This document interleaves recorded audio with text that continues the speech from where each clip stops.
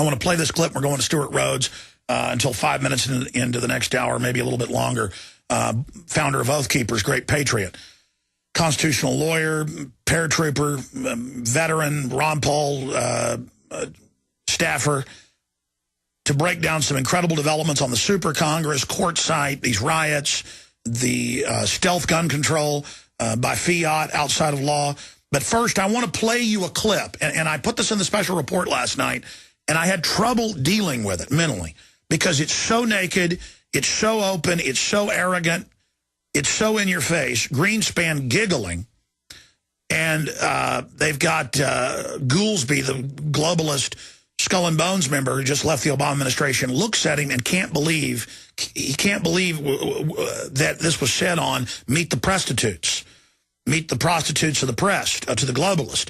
Greenspan says it is impossible for us to default because we will just print more money. That is a technical default through inflation and signals a Weimar Republic, Zimbabwe, Mexican peso type scenario.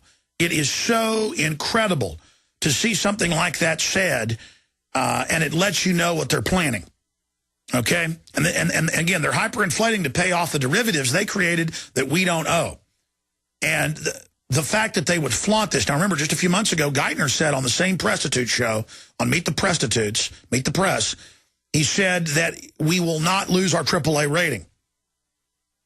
So they are maneuvering us into total collapse. Now, here is Alan Greenspan, who got rid of the Glass-Steagall Act, who brought us to where we are now, an arch criminal who told Lair NewsHour that he is above the law 2 years ago, telling you that it's impossible to default because they'll just print money. What will that do to your paycheck? Destroy its spending power, its buying power. What will it do to fixed income, Social Security? It will destroy us. This is how societies are destroyed. Let's go ahead and play that clip. Are U.S. Treasury bonds still safe to invest in? Very much so. I think this is not an issue of credit rating.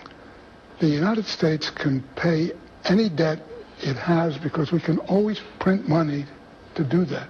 So there is zero probability of default.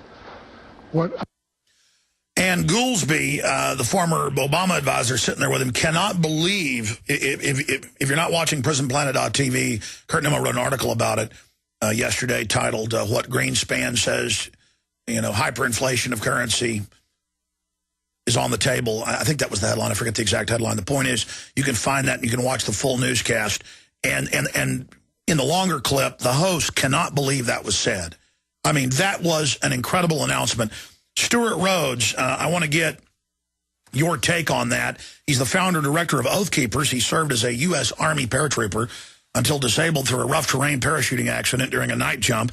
He is a former firearms instructor and former member of Representative Ron Paul's D.C. staff. Stewart currently writes the monthly Enemy at the Gates column for SWAT magazine. Stewart graduated from Yale Law School in 2004, where his paper, Solving the Puzzle of Enemy Combatant Status, won Yale's Miller Prize for Best Paper on the Bill of Rights. He assisted teaching U.S. military history at Yale, was a Yale research scholar, and is writing a book on the dangers of applying the laws of war to the American people. Oathkeepers.net is, of course, his greatest accomplishment, in my humble opinion. Stewart, great to have you here with us. Everything we foretold, knowing history, is now unfolding, and we have just begun the plunge into tyranny, my friend. So it's now, as you said, time for all of us to girt ourselves in defense of civilization.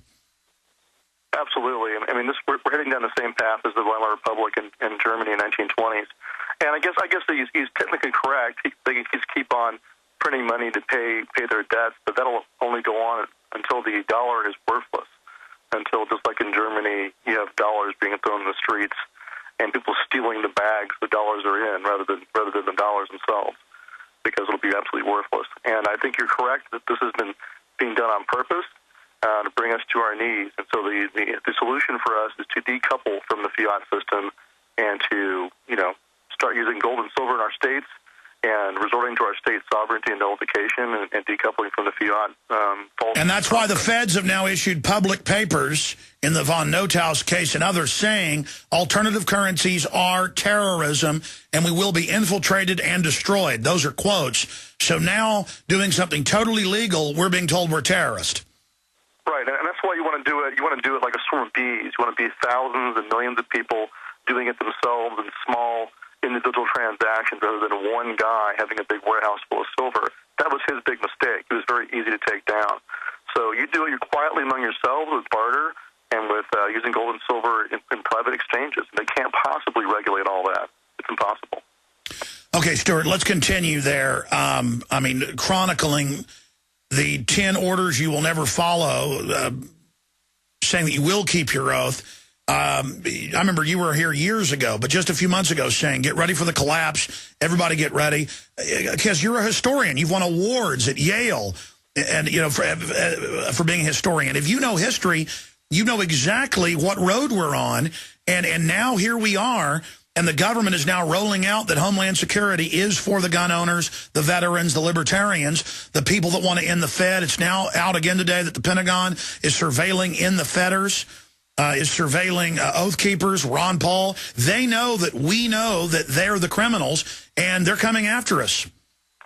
Well, sure, we're the threat for what they want to do next. What they want is a collapse where the American people are desperate and hungry and will accept anything. And the solution is going to be a worldwide version of the Fed. And so, you know, the people who are not going to buy into that, who are striking at the root and striking at the heart of the beast, attacking the Federal Reserve, decoupling from the system, you know, separating themselves from the fiat system and being strong again. They don't want you to do that. If you do any of those things, any of the things the Founding Fathers wanted us to do, like start a militia or a sheriff's posse or use gold and silver, if you dare to do those things, they're going to try to demonize you. This is the fight we're in, though. We should just realize it, embrace the suck, and do what they don't want us to do. Absolutely. I mean, if England had posses, and that's where posse started for folks that don't know, over 1,000 years ago, if they had a posse, you wouldn't have any of this crime going on right now. And it's the same thing where the looting and rioting is starting up here in the U.S., and the media is trying to keep it quiet. Right, and you're not going to see that kind of looting and rioting going on in rural areas where folks are well-armed. It just won't happen. You're going to see it in the cities where they've all been Eurocized and turned into Europeans. Incredible. What do you make of the Super Congress? What's your view of that monstrosity? Well, I think it's basically it's our version of the Enabling Act or something similar. It's an absolute destruction of Republican form of government that the Constitution guarantees to us. And so I think our response should be a scorched earth policy of voting out of office anyone who voted for it, voting out of office anyone who dares to sit on it, and voting out of office anybody who dares to vote for anything that comes out of it. It should just be the third rail they can't touch. And it's up to us to do that. If we don't do that, then we're telling them that we'll accept anything. So it's not Congress. It's the president has the power to raise the national debt on his own under this new law, and it defers to him the power to do that, and Congress can only say no. But, of course, then the president can override that with a veto that Congress could only then override it with a two-thirds majority. So it does a lot of things that are really bad. It sets the president up as Congress instead of Congress, and it abdicates their responsibilities, but it also destroys the ability of all the freshmen in there. They don't want the pesky freshmen, Tea Party people. They don't want Rand Paul being able to filibuster. They don't want Ron Paul, the thorn in their side on his committee, being able to screw with the Fed. Their way of doing that is just to create a whole new Congress, a little pet Congress. It's kind of like a parallel to the Council of Governors they did.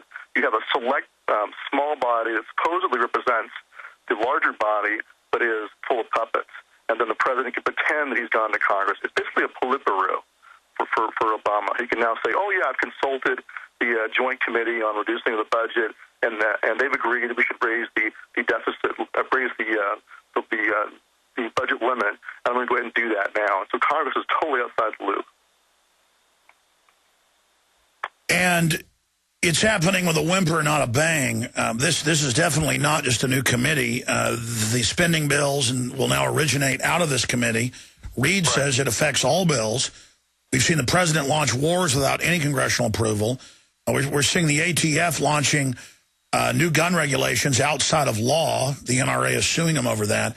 We're seeing a mad rush for government to do whatever it wants, whenever it wants. And they've been doing this for decades. I mean, Congress has been abdicating its responsibility for many decades. You know, the War Powers Act was a farce. Congress was supposed to declare war, but they delegated that authority to the president. And he just showed what he really thinks of that. Even the War Powers Act, as watered down and unconstitutional as it is, because Congress is not doing their responsibility, he ignored that. He pretended like he's the president of the world, and he went to the World Congress, to the UN. That's his behavior pattern. And now it's the same kind of thing. He doesn't like those pesky freshmen in the Republican Party. Some of them are actually doing some good. He doesn't like Rand Paul, certainly. And so the answer is, well, we'll just go someplace else for the authority. We'll create something new, and we'll call it, democracy. And then instead of the bills being introduced in the House by individual members and having filibuster and amendments, right, and debate. Yeah, so they originated in this super Congress, and then the House is only allowed to vote up or down on it. They're neutered, they're muzzled, they're silenced. There's no filibusters, no debate, no chance for amendment, just up or down. But that's why every member of Congress should vote no on anything that comes out of that. I don't care what it is, I don't care how nice it is, how wonderful it might be, they should vote no, because it's just a destruction of their responsibility, and they should be like Ron Paul and draw a line in the sand on constitutionality first. Doesn't make a difference how good the bill is. If it's unconstitutional, because it comes out of a body that's nowhere in our Constitution, they must vote against it. If they vote for it, they need to go. They don't know their oath. They don't know the Constitution. They're violating their oath. They need to go. That should be the response of the American people. Scorched earth. All right, let's look at a microcosm of tyranny. Courtside and the police chief are in front of witnesses in a meeting, reportedly saying that you are a terrorist. We'll be right back with the wicked Stewart Rhodes. I'm the wicked one as well, Alex Jones. Stay with us.